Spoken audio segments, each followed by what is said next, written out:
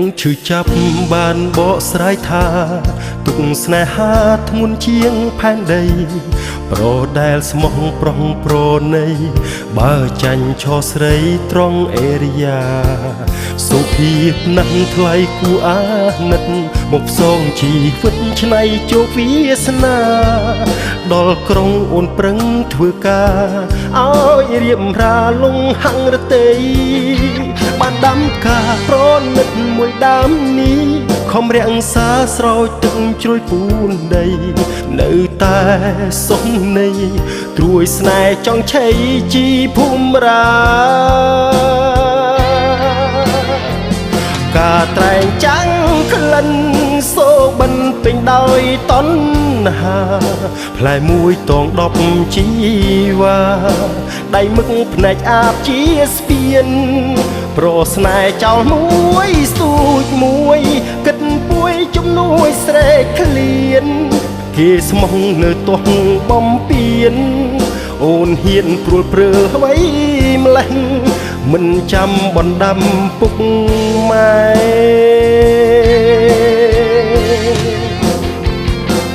កាលពីមុននោះបងតែងគិត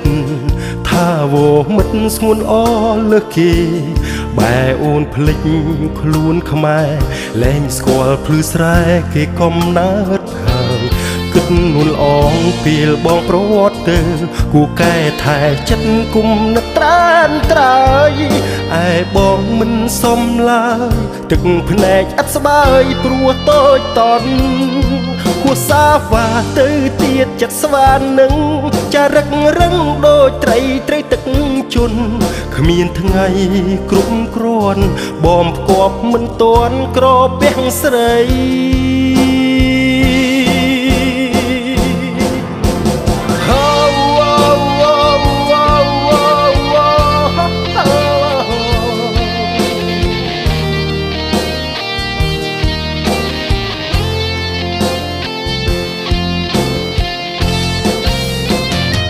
ការត្រែងចាំងក្លិន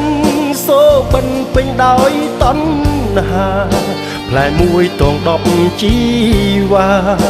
ដៃមឹកភ្នែកអាបជាស្ពានប្រស្នេហ៍ចោលមួយស្ទូចមួយគិតពួយជំនួយស្រែកឃ្លានគេស្មោះនៅទោះបំពេញអូនហ៊ានព្រួលព្រើអ្វីម្លេះអូនស្លៀងខោខ្លីមិនចិនស្រីប៉ិនលេងអស់ដំរេះធ្វើបុណ្យឲ្យរូបមិនរិះ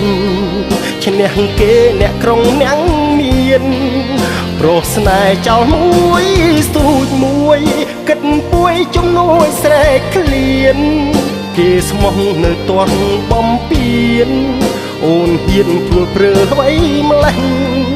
មិនចាំបណ្ដាំពុកម៉ែ